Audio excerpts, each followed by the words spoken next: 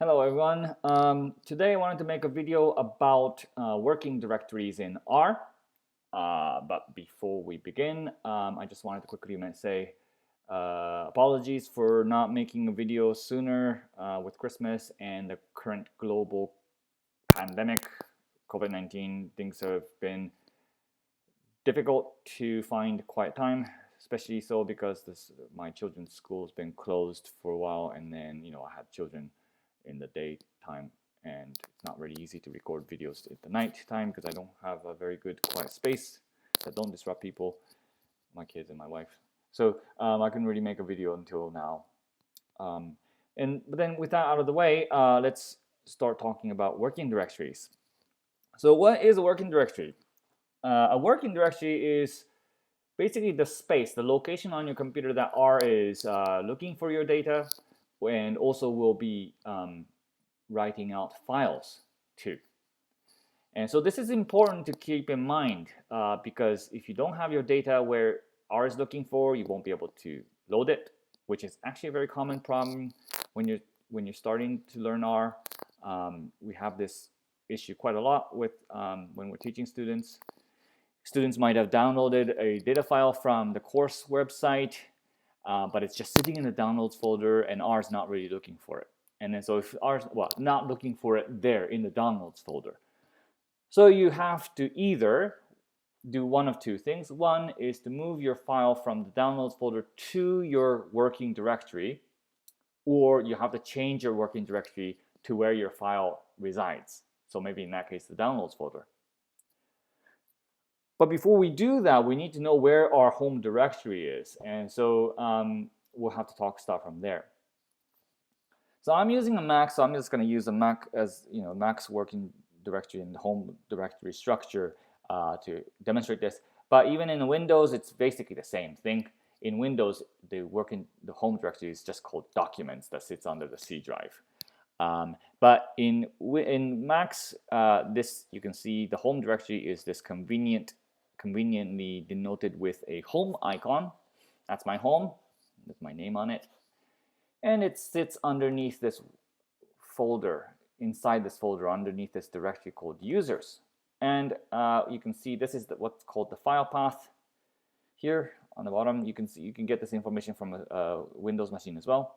You got the hard drive, users, and then my home directory sits underneath that user space. And then so we can see, Max can let you see this too. And you can navigate directly to your computer, for instance. So this is a computer. So we're now in the computer location.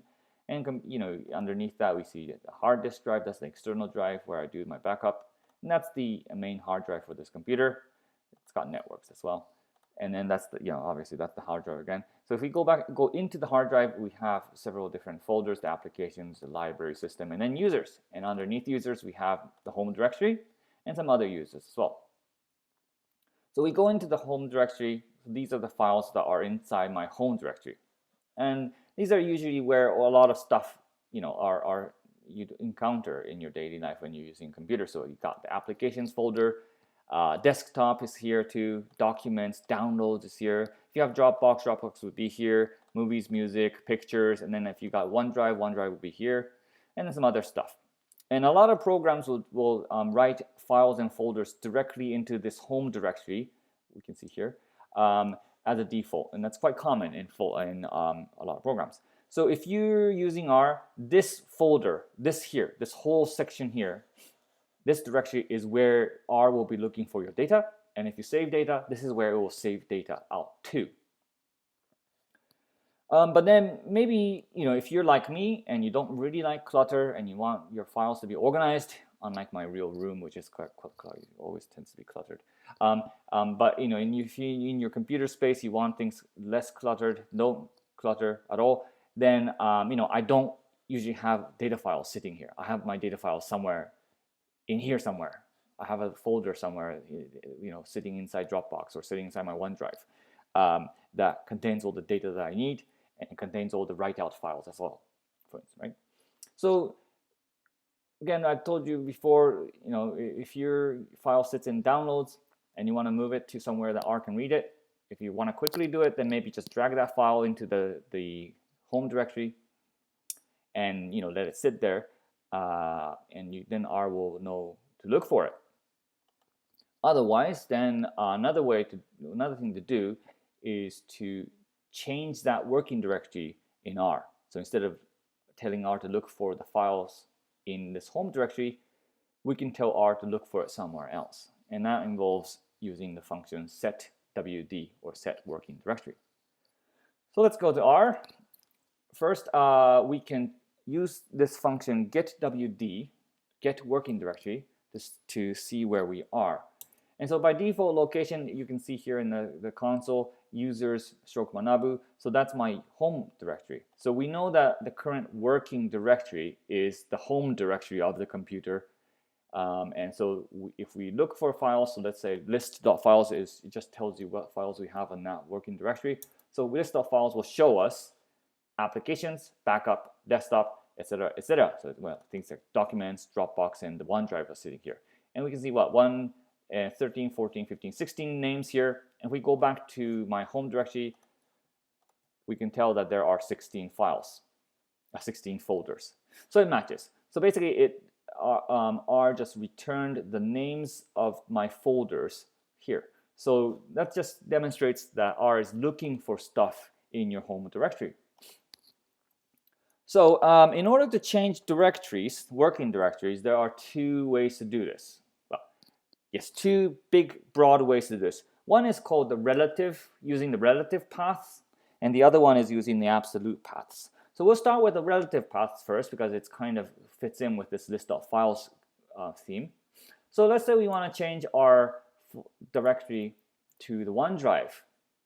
So we'll set OneDrive, the name of that OneDrive folder. This is my university one, so it's called the OneDrive University of Lincoln. So we set that, and let's just check that it's worked. So we'll do getwd again. And now look here. See?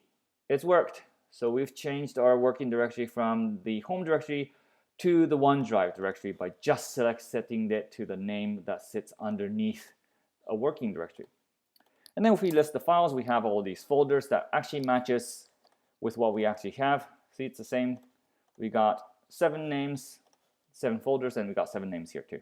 And we have things like research, teaching, seminars, etc., etc. So let's say we want to then, because we're now in the OneDrive folder, relatively speaking, we can also do the same thing. So we say we want to change our working directory to research. So we set working directory to research, this one. We get the working directory, and now we know, see, here.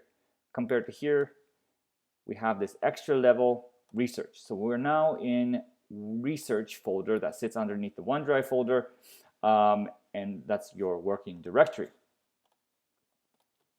So we can list out what kind of files we've gotten there. And we got something called R tutorial, which is a folder. Right, so it's another folder. Why don't we then move into this R tutorial folder. And if we get WD, then yep, we've moved into the R tutorial folder successfully. And we can list the files to see what we have. And we got the data.txt file in there. And that would match with this. We have a data.txt file, just a single file, because I just wanted to do it that way. Yep. So we can then use the regular old ways of reading in files. Read.delim is the one I like to use. The file name was data.txt. And then, because I don't want characters to be read in as factors, I'm going to use this function argument, strings as factors equals false. Assign that as data dt, and that read it. So if we do that, yep, so it's a data file that has 100 rows and however many columns. I can't count. So we've done that. So let's say we're just going to subset the first 4 columns, 1, 2, 3, 4. Let's say we're just going to subset 4 columns and call this dt1. Yep, let's say that, right? Let's say we're just going to subset again first 50 rows. So you do some data manipulation. It doesn't really have to be whatever. And then let's write this out. So we're going to write this out. Table. The object is dt1 that we want to write out. File equals, let's just call it data manipulated .text. Just some regular old false sep equals, let's just use the tab delimited row names equals false, call names it's true. So let's write that out. So we rewrote this one out, saved the file, and now if we go to that folder, there we go. We got a new file called data manipulated.txt, and if we open it up, we have, oops, sep equals did not work very well. Anyway, so it should be a tab delimited file. I probably used the wrong, I used the wrong one. It should be this backstroke. So if we do that, yeah, this sometimes happens. So yeah, this is tab delimited file with the 4 columns and the 50 rows. Because the first row is a header, there's 50 rows of data. And that matches what we've done here in R, so that worked well, right? Cool. So that was using relative path and navigating down and down and down inside into the folders that you have. You can do the opposite. So now that we're in this R tutorial directory, get WD. So instead of, you can also do a relative path, file path to move up one directory at a time. And to do that, you use the dot or period stroke for the set WD, and that moves you one directory up. So now we're in the research. If we do the dot again and get WD, we're up in the OneDrive, and then keep doing that, and then it goes back up to the home directory. So that is using a relative path to go up a directory using the dot stroke. So if we go back into the R tutorial folder, because we did this 1, 2, 3 times, we can actually do this all at once. So dot stroke, and that moves up 3 levels. And if we do get directory, so we've all immediately jumped up 3 levels to the home directory because we repeated this dot stroke pathway, the relative path. So that's how you do it. So another way of going, if you wanted to quickly move up to the home directory, so let's say if you wanted to change from the OneDrive to a Dropbox, for instance.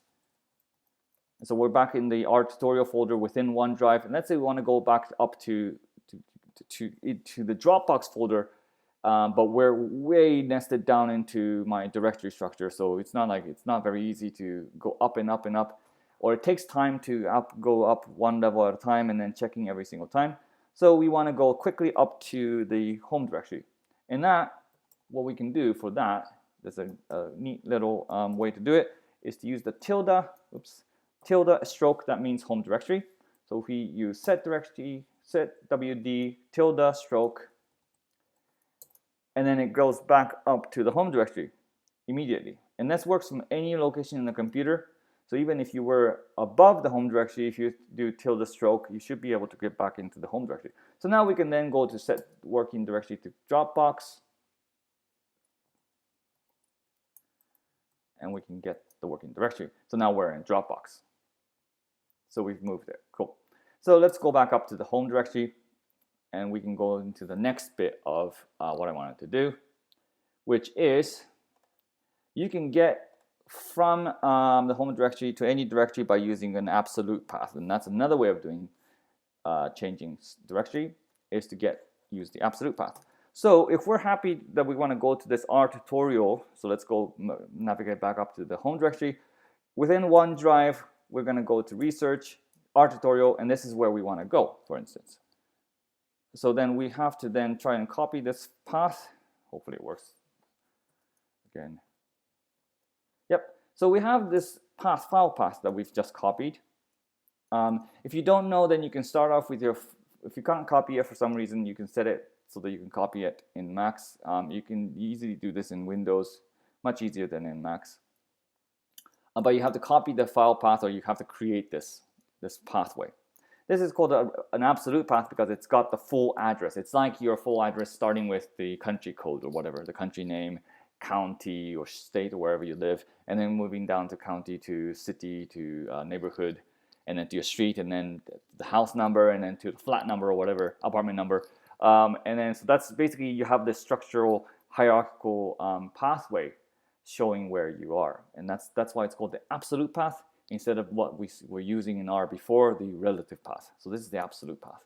So if we have this absolute path, we copy that in, and let's say that from the working directory, we want to set it so that directly like this, directly. And if we set WD, get WD, and we successfully navigated into the R tutorial web directory. The benefits of using an absolute path is then that from here, we're nested way deep inside the OneDrive folder with down deep from the home directory.